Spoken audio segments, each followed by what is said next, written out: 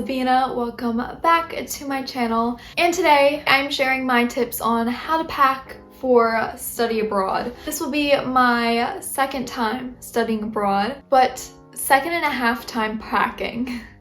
And that's because I packed last year and I was supposed to go abroad again, but due to the pandemic and everything, that got canceled. Anywho, on Monday I'll be leaving for London and I'll be there for 3 months. I'm going to be bringing a big suitcase, a small roller carry-on suitcase, and a backpack. Here's the luggage that I'm bringing.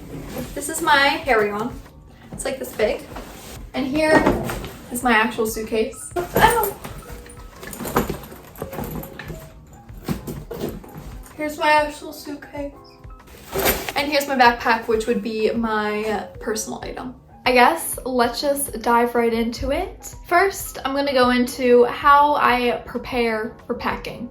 Pre-packing, if you may.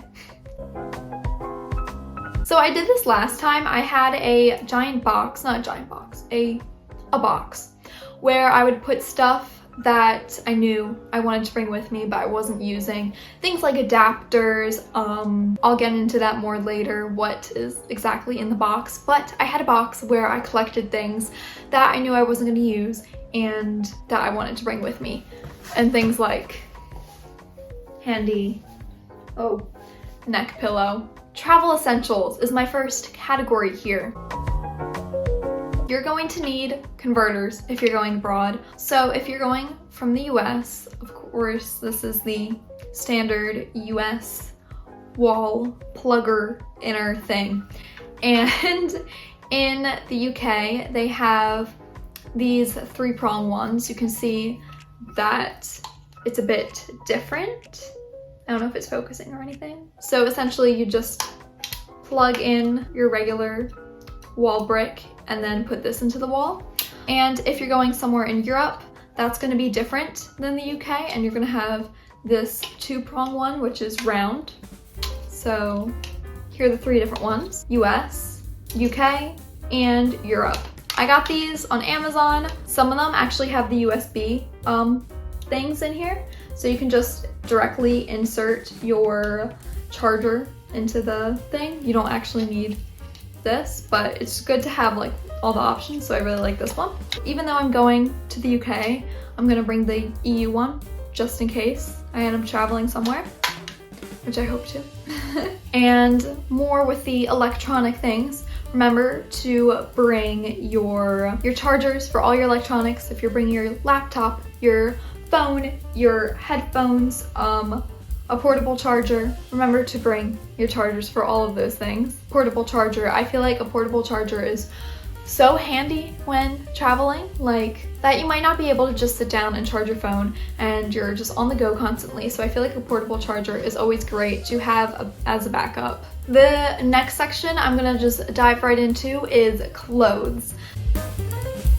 I personally am not bringing a ton of clothes. Not that I have like a lot. I personally really want to go thrifting while I'm abroad, and I feel like I don't want to bring too much to make sure I have room. And I feel like when you're going abroad, you want to give yourself the possibility to maybe shop a little and to bring maybe something home. So I definitely want to leave some room. So what I'm bringing, most of my tops, which are just basic white, black tops, unless it's something fancy that you know you're gonna wear out if you want to go to a club or fancy restaurant or something while you're there. If you don't wear it at home, most likely you won't really wear it when you're studying abroad or abroad. It's probably best not to fill up your suitcase with things. Oh, I don't wear it here, but I know I'll wear it abroad, because you probably won't, and then you'll have a suitcase full of stuff that you don't really wear. But for going out clothes, I definitely do want to bring going out clothes just to have the option to dress up. And then when we get onto pants, I'm bringing like 3 pairs of jeans. They're just all stuff that I wear all the time. I'm not bringing anything that I don't wear here. Like, I just wear those jeans all the time. I wear all the pants all the time, so I'm gonna bring them. Yeah. And for shoes, I'm bringing 4 pairs of shoes total, 1 pair of Converse for just everyday sneakers, and then 1 pair of athletic shoes because I know I want to work out while I'm there, a pair of heeled booties, and a pair of high boots. So yeah, those are my 4 pairs of shoes that I'm bringing. And of course, I'm bringing some sweaters too. I'm only bringing like 2 sweaters because they are kind of bulky and I don't want them to take up too much room, and maybe like 1 sweatshirt or something like that. Moving on to beauty. So I'm not gonna go through each little thing, but what I'm bringing just to last me while I'm there, I'm going to bring a mini shampoo and a mini conditioner, just to start me off while I'm there. So you don't really want to be lugging around a giant shampoo or conditioner bottle or body wash bottle.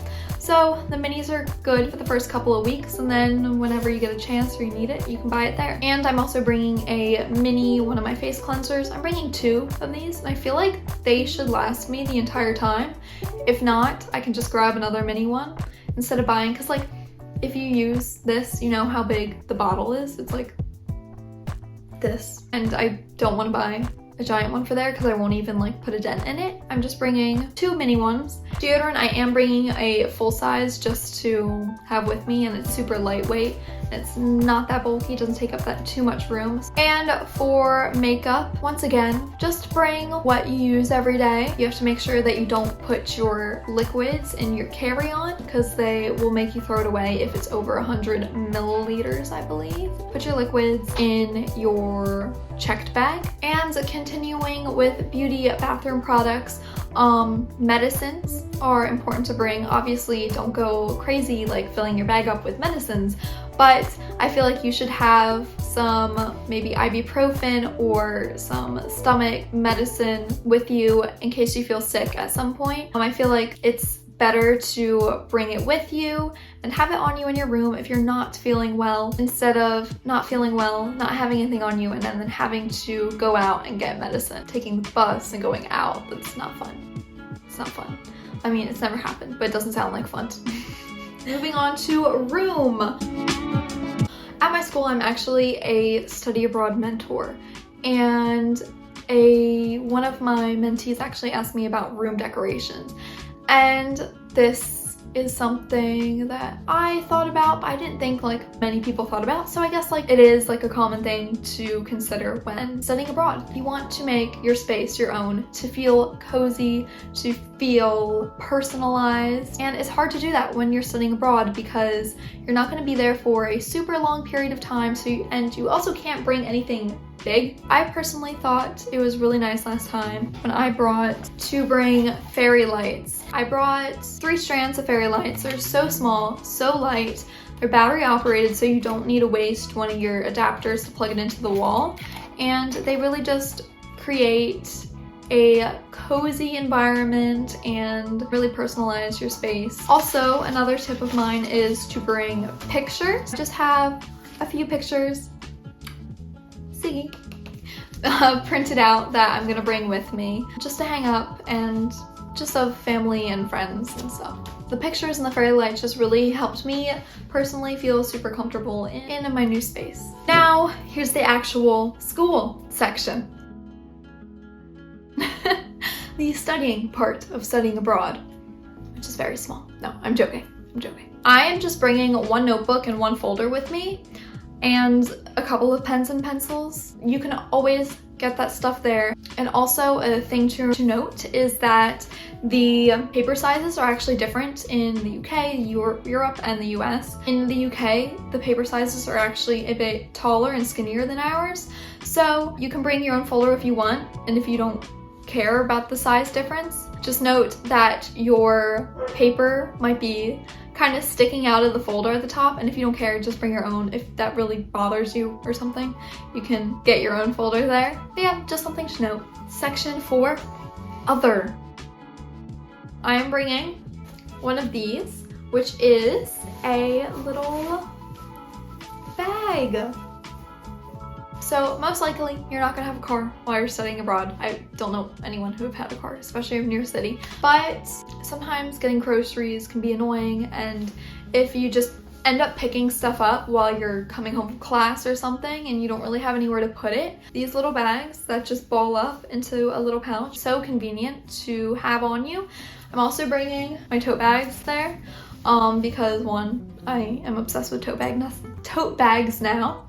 And two, once again, you can just throw stuff in there. I'm bringing an umbrella, but last time I actually didn't bring an umbrella. I bought this while I was there. This one is actually super lightweight, so that's why I'm bringing it with me. It's perfect for one person and for traveling. I will also be bringing resistance bands with me. I like to work out. I'm gonna go to the gym while I'm there, but also sometimes I like to work out in my room. So I'm gonna bring my resistance bands with me. They're super lightweight and I could just chuck them in my bag, and then I have my workout equipment with me. Food-wise, I'm gonna bring granola bars. These are just like Target's version of Lara bars, which are really yummy and I highly recommend them. I'm gonna be bringing some granola bars and some oatmeal packets. Oatmeal packets, convenient just while the first few days while I'm traveling there if I don't get to go to the grocery store. And then these are great for traveling just to have on hand if I'm hungry. Just the thing to note about food is if you want to bring food overseas,